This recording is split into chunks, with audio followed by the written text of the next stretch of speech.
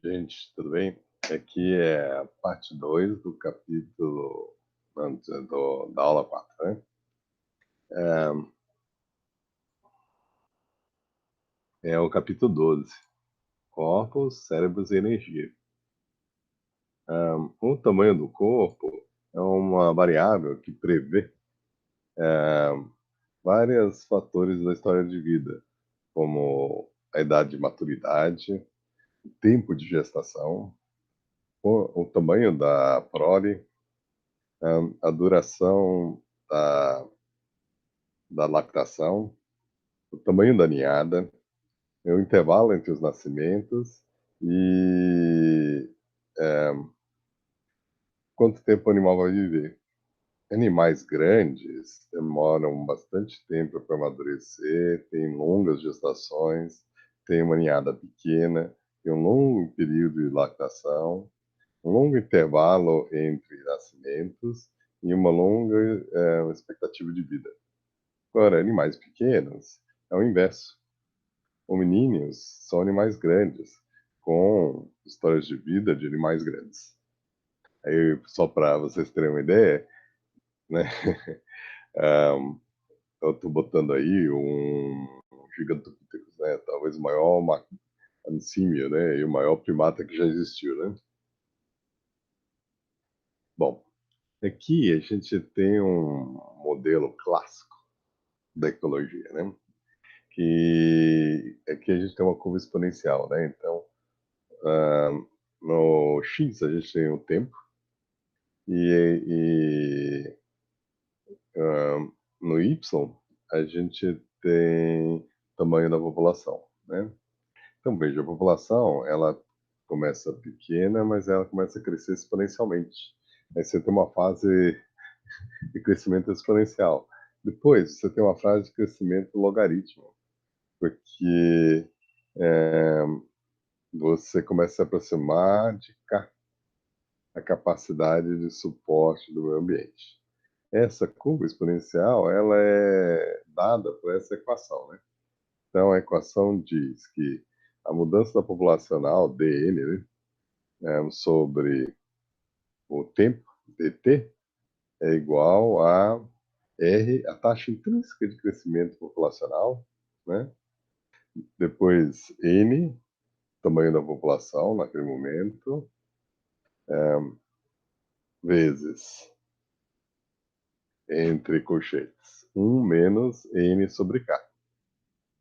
Agora, vamos dizer que n é pouco e k é um número grande, digamos, 1 milhão, né? Então, 1 sobre 1 milhão, ou poucos sobre 1 milhão, vai dar um, uma percentagem, um número bem pequeno. Menos 1 vai ser aproximadamente 1, né? Se n fosse zero, 0 dividido por k seria zero, né? Então, né, claro que uma população de zero não ia ter indivíduos para reproduzir, mas digamos uma população de 2, né? Um macho e uma fêmea, aí sobre a capacidade de suporte a 1 milhão, então 2 sobre 1 milhão dá um número pequeno, né? Muito pequeno, e aí o menos 1 dá aproximadamente 1. Agora, 1 vezes Rn, aí a população vai crescer, então, digamos, se cada casal produzir 10 filhos, né? Então, aí você vai crescer nessa taxa de crescimento, né? Rn. Agora, quando n começa a aproximar de k, 1 milhão dividido por 1 milhão, dá 1, né? Então, aí, basicamente, o que você tem? 1 menos 1 dá 0. Aí 0 vezes Rn não tem crescimento. Não tem crescimento, tá bom? Então, veja, se a população está bem baixa, ela cresce na taxa R, na taxa máxima que ela consegue crescer. E se ela está próxima da capacidade de suporte do meio ambiente, ela cresce lentamente. Então, por isso que você tem seleção R e seleção K. Espécies que têm uma seleção R, por exemplo, que nem as ostras, vivem vidas de alto risco e são mais afetados por fatores externos, como competição, de dentro da própria população, então competição interespecífica. Espécies que são selecionadas próximo da capacidade de suporte do meio ambiente usam estratégias de baixo risco, em que a competição interespécies é um fator importante no sucesso. Então, então os que sofrem seleção R, eles estão afetados mais por fatores externos do que competição dentro da população, enquanto que os selecionados K são mais afetados por computação intraespecífica do que outros fatores, né? Primatas como um todo e seres humanos e símios em particular são selecionados K.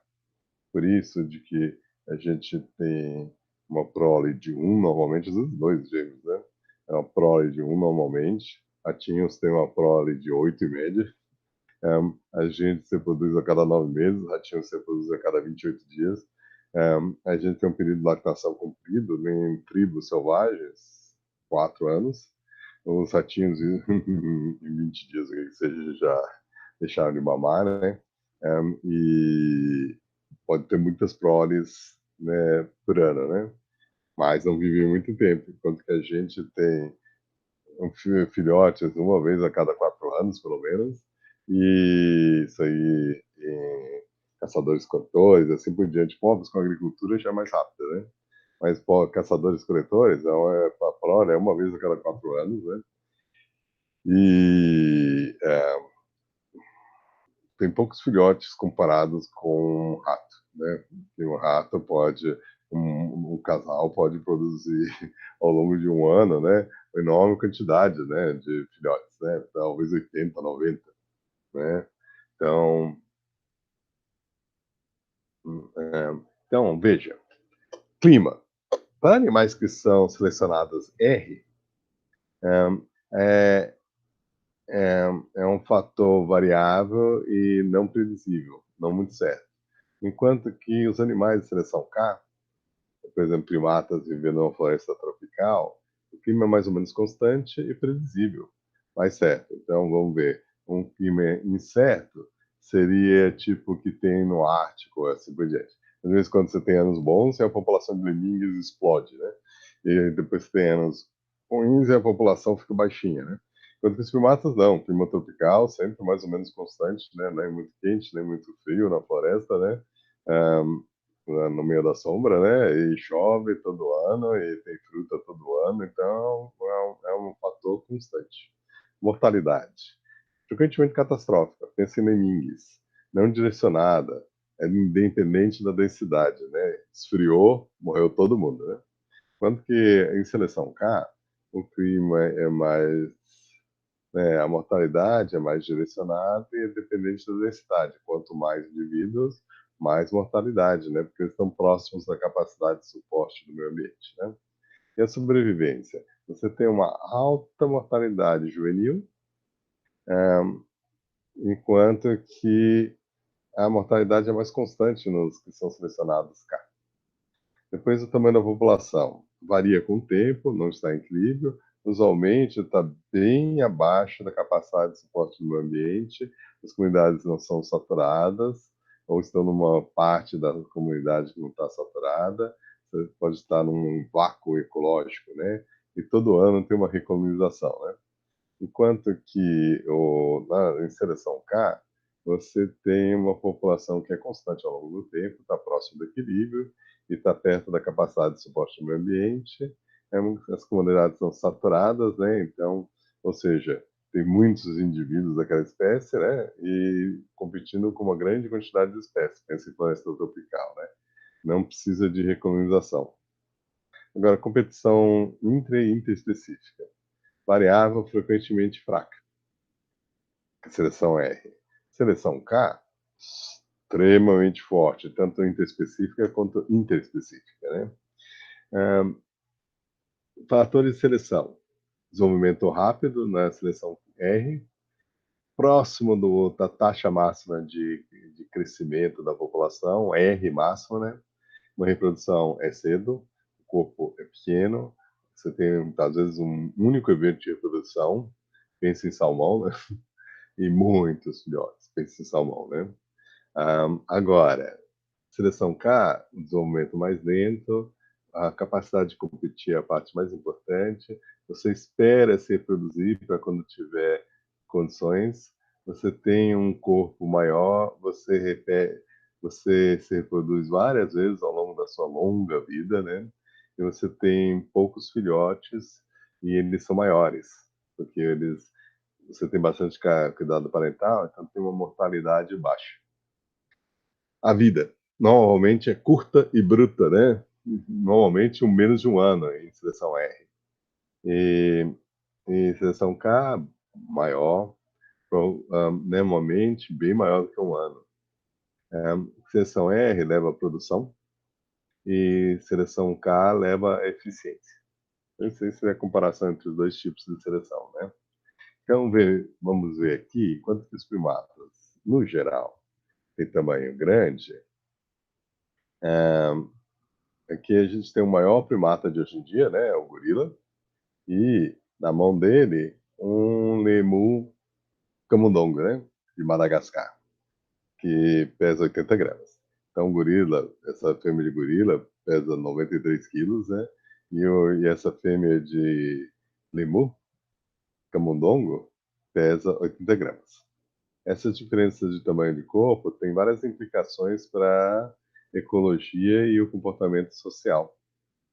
É, e, né, um deles, que é, é o lemu, né, é, tem né, uma das características mais dramáticas é a potencial de produzir filhotes. Um, uma fêmea de lebu camundongo pode crescer para a maturidade, teoreticamente, levar 10 milhões de descendentes no tempo que uma fêmea de gorila leva para produzir um único filhote. Então, né, a, a, né, ela vive um ano, a fêmea de gorila vive décadas, né? No tempo que ela demora para produzir um filhote, a fêmea de lemu vai ter 10 milhões de descendentes, né? Então, veja, fatores da história da vida. Tamanho grande do corpo, necessidades metabólicas são menores, né? Tanto que o gorila come plantas. Um, o, o lemu tem que comer, o lemu camundongo tem que comer insetos, insetos gordinhos, insetos. Come o peso do corpo, duas vezes o peso do corpo, todo dia, tem que comer muito, muito, muito. A idade de maturação, ela é maior para o gorila e ela é menor para o mouse level, né? O lemur camundongo, né? A duração da gestação é muito maior no gorila e é muito menor no lemur. O tamanho da ninhada é muito maior no lemur camundongo do que no gorila, né? O intervalo entre os nascimentos é muito maior do que no lemur pro gorila, né? O período de lactação é maior no gorila do que no lemur camundongo. E a longevidade é muito maior no gorila do que no lemur camundongo, né? Então a gente está mostrando aí as consequências que tá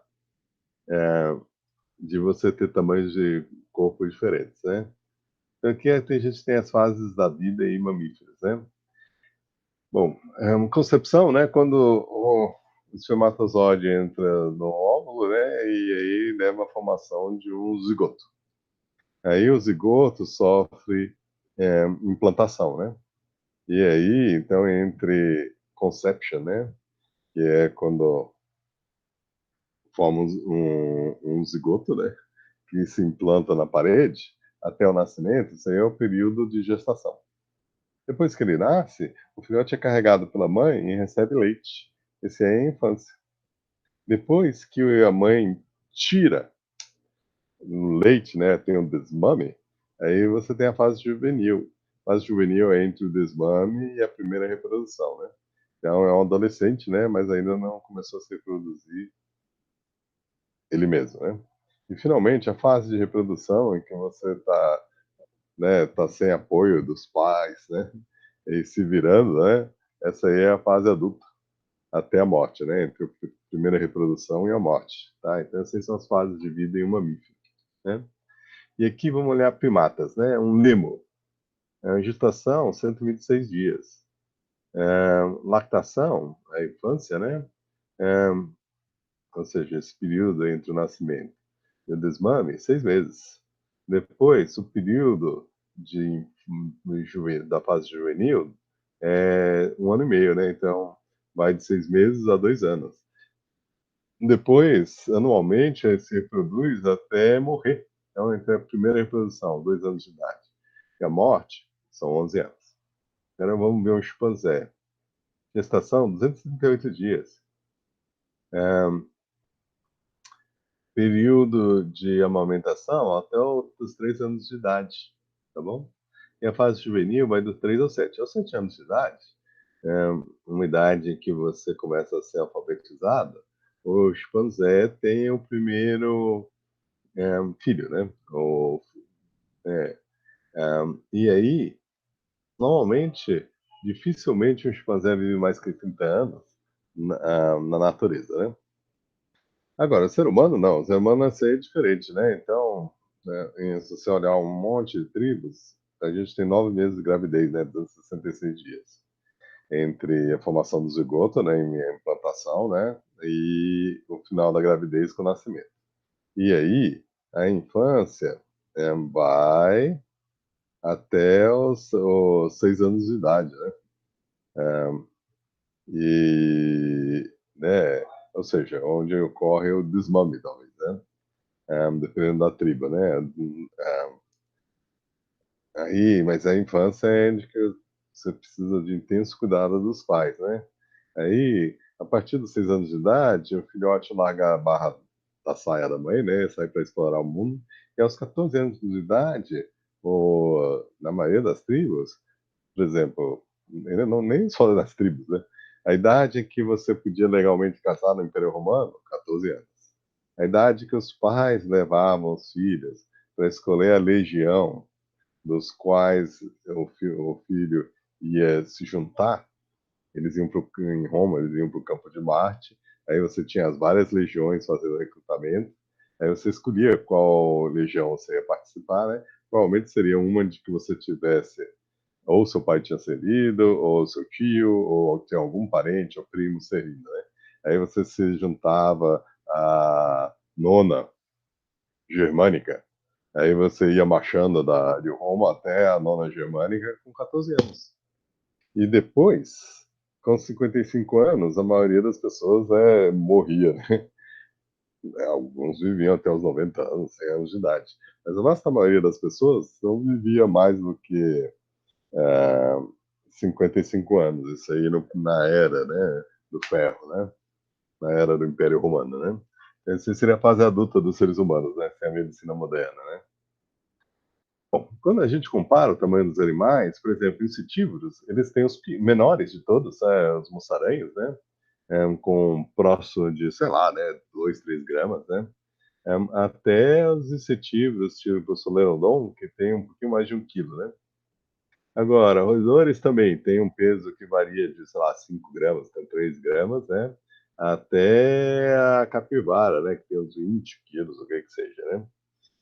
Os quirópteros, os morcegos, eles têm pesos que variam de, sei lá, 6, 7 gramas, né? Tem um morcego, né? O Bumblebee Bat da Tailândia, né? Que ele não está extinto, mas está quase extinto, né? Mas ele tem o tamanho de um dedão, né? E as asinhas assim, por isso que ele tem o nome de é, Bumblebee. Bumblebee é o zangão, aquele himenóptero, né? É uma abelha grande, né? Então você tem o tamanho de um bumblebee. Bom, os primatas eles variam, né, de um peso de 80 gramas, né? Até o macho gorila que tem 180 gramas, né? Que é mais ou menos a variação dos carnívoros, né? Então, os carnívoros vão do tamanho de 80 gramas, o que seja, né? Até o urso, né? É, ursos, tigres, isso aquilo que podem ter, sei lá, né? O maior urso de todos, provavelmente é o urso polar, né, em média, né? Que é 400, 500 quilos os machos. E tem um urso marrom, né? O urso marrom normalmente é menor que o urso polar, mas tem alguns ursos marrons que têm acesso a salmão, e faz gerações que eles têm acesso a salmão, eles engordam muito no inverno, né? Eles são os maiores ursos, eles têm 3 metros de altura e podem pesar algo entre 500 e 700 quilos, né? Os machos. Então, são os maiores, né? Mas, normalmente eles não têm acesso a uma fonte constante de comida antes de hibernar, né? Então, eles não chegam a esse tamanho todo, né? Então, o urso marrom é grande, mas a maioria dos ursos marrons são menores do que os ursos polares, né? Mas alguns, né, nas ilhas Kodiak, lá perto do Alasca, e na península russa lá da Sibéria, eles podem atingir um tamanho de mais de 500 quilos, aí chegam a ser maiores do que os ursos polares, e são os maiores carnívoros, né? As artiodáctilos, eles variam de pesos que são por volta de 1 quilo, né? Aqueles dik-dik, né? Aqueles antílopes da floresta africana. E também tem os chevrotians, né? Que são pequenininhos da Índia.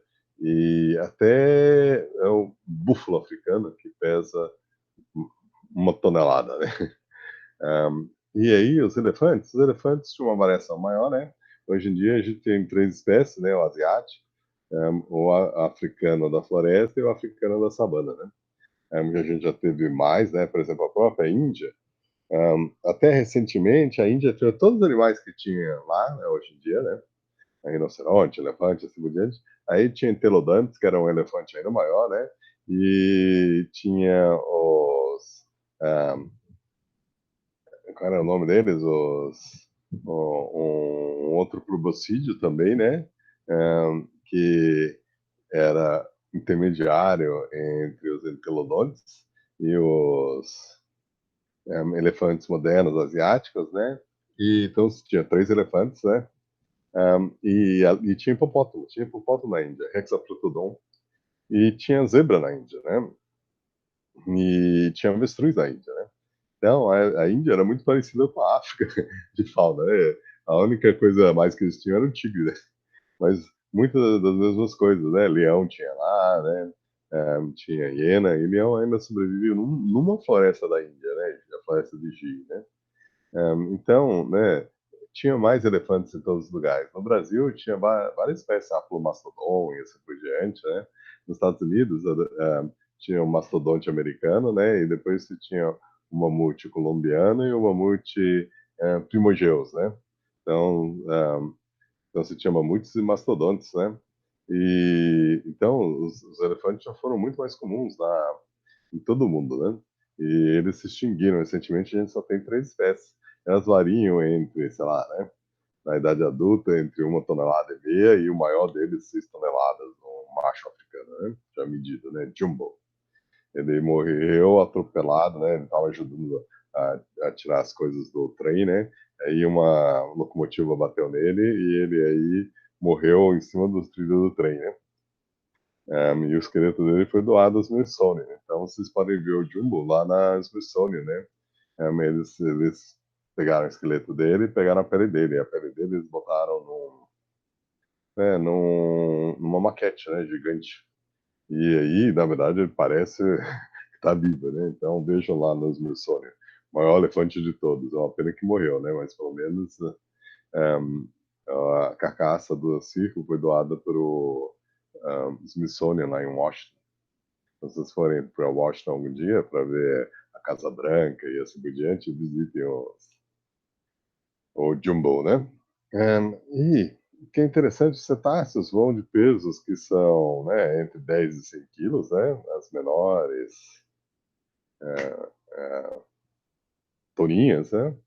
até a baleia azul, que tem 100.000 quilos, né? Ou seja, ela tem uma massa gigantesca, a baleia azul, né? Bom, aqui agora a gente tem que falar um pouquinho sobre o tricial contra o precocial. O tricial é o filhote de passarinhos, cantores, né? Que fazem ninho, então os filhotes nascem bem pouco formados porque eles estão protegidos no ninho. Agora, a galinha não põe o ovo no chão, então o filhote tem que sair andando atrás da mãe assim que nasce. Então, eles são precociais. Então, pense na galinha e pense nos pássaros canoras, né? Imagina os pássaros canoras na árvore, com o ninho todo protegido, e imagina, ou o papagaio, né? Que faz a fêmea fica no buraco, né? E imagine os patinhos e, e os pintinhos que nascem, né? Que nascem e tem que seguir mamãe, pois mamãe, pato, vai entrar na água e sair nadando. Então tem que sair nadando assim que nasce. Então, alguns que às vezes é, eles tem filhotes de animais, por exemplo, o do emu, né? Que você põe os ovos no chão e os filhotes são super precociais, porque a fêmea fica cuidando dos ovos até os filhotes começarem a nascer. Assim que os filhotes começam a nascer, ela vira as costas e vai embora. Aí os filhotes nascem sem mamãe, eles têm que se virar sozinhos, né? Então esses filhotes são super precociais, porque eles têm que se virar sozinhos, como um jacarezinho, né? A mãe cuida minimamente dos filhotes. Parece o jacaré, né? Ela cuida dos filhotes, né? Cuida do ninho, é, controla a quantidade de vegetação que tem em cima do ninho, isso e aquilo. Mas depois que os filhotes nascem, ela rapidamente larga eles, né? O social cuida dos filhotes, né? Às vezes constrói uma plataforma, que nem a gente tem esse bicudo aí, né? Num pântano, fez uma plataforma e os filhotes nascem e você começa a seguir mamãe, assim que nasce, né? Agora, filhotes altriciais tem ninho, né? Então, por exemplo, o pombo tem um filhote altricial. Agora, tem alguns animais que põem os filhotes numa cavidade, né? Por exemplo, o papagaio faz isso. E, às vezes, os ninhos são complexos e elevados, que nem a andorinha. Aí, são super altriciais, né? Os filhotes nascem sem pena, e é uma coisa horrorosa, né? E tem que realmente ter intenso cuidado parental, senão morre, né? Então, é, é, quanto mais, né, é, quanto mais cuidado parental de construir ninho, ser alimentado e protegido, mais nutricial o filhote é, né? E é, quanto mais, né, proteção o filhote precisa, mais capacidade de voo tem, mais ênfase no uso das asas como módulo locomotor, né? Então, é, quanto mais competente no voo, que é uma coisa complexa, que precisa de um cérebro bem desenvolvido, os bichos inteligentes são, né, as aves são os corvos e os papagaios, né? Então, animais inteligentes que tem muita competência no voo e assim por diante, tem fazer coisas complexas, eles tendem a investir num crescimento artificial, né? Os filhotes ficam mais tempo sendo cuidados pelos pais e tem mais aprendizado que fazer, né? Um bichinho super precocial já sabe um monte de coisa assim que nasce, né? Vai andando, sai catando, sai ciscando. Enquanto que os oficiais, superoficiais, precisam de bastante cuidado parental, mas adquirem habilidades mais complexas de canto e assim por diante, tá? Mas mamíferos também exibem, né, se vocês pensarem, né, ó, precocial, tricial, né? Então aqui o patinho precocial e aqui o filhote de um pássaro canoro, ele é o oficial, né? Bom, os primatas, comparado nesse negócio, veja aqui os ratos. Os ratos são super oficiais e vivem em buracos, tocas. Os filhotes nascem sem ó, né, com os olhos fechadinhos e sem pelos, né? É uma coisinha horrorosa, né? a minhoca cor-de-rosa, né? Agora, um cachorrinho, ele nasce com pelo, né? Mas com os olhos fechados e demora um tempo antes de começar a interagir, né? Já o filhote de uma vaca, ele nasce e 30 minutos depois consegue correr mais rápido que um cachorro, um lobo ou uma hiena, né? E consegue acompanhar a mamãe, né? Então, se você olhar isso, o rato é supraltricial, o cachorrinho é altricial e o bezerrinho é precocial, ou talvez superprecocial, né? Então, os olhos primatas, assim que eles nascem, eles se agarram na mãe, e a mãe sai andando, pulando nos galhos, e os filhotes se agarram, né? Então, os primatas, eles são precociais comparado com os outros, né? Agora, dito isso, os seres humanos, eles são altriciais comparado com os chimpanzés, tá bom?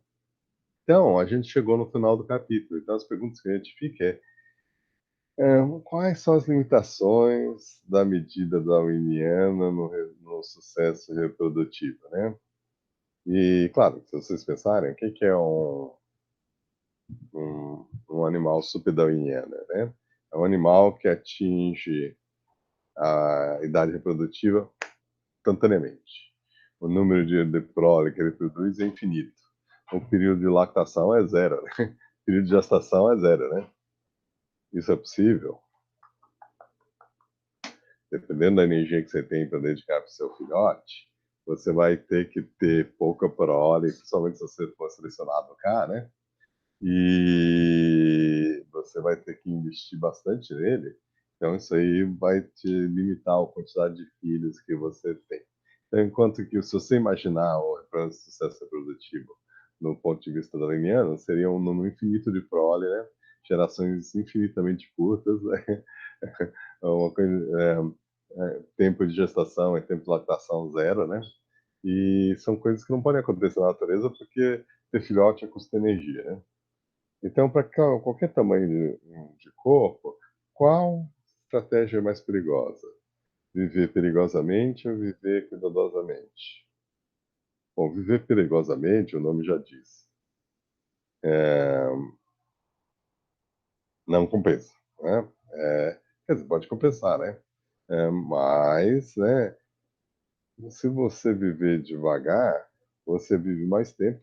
Então, é mais arriscado você viver veloz, né? Então, você vai viver veloz se você tiver recompensa maior, senão você vai take it easy, né? Viver devagar, né? Então, se você quer pensar em viver devagar, pense na preguiça. Se você quiser viver rápido, aí é uma vida de... você sai por aí, né? Com duas pistolas aqui, quem que me enfrenta, quem não sei o quê, né? Então, é uma vida rápida e que pode ser curta, né? Bom, primatas, como um grupo, têm um dobro da encefalização de outros animais. Como que esse caráter pode ter surgido? Bom, surgiu porque estão com cuidado parental estendido. Então, os primatas têm uma prole pequena comparada com outros animais, né? Eles investem mais, então eles são estrategistas K, em vez de ser estrategistas R. Aí eles conseguem ensinar um filhote que fica mais tempo com eles a usar um cérebro maior que demora mais tempo para crescer. É, poderia os primeiros hominíneos se originarem na floresta tropical? Eu acho que sim, né? Sim, claro, porque os hominíneos são estrategistas K e a floresta tropical é um ambiente seguro, de que você, né, sempre tem comida e o clima não varia muito, né? Então, sim, como a gente sabe, sim, isso aí realmente pode ser. Então, no próximo unidade, a gente vai falar sobre corpos, comportamentos e estrutura social. Então, deixa eu fechar aqui e encerrar essa gravação. Oi. Interromper a gravação. Então, até mais aí para vocês.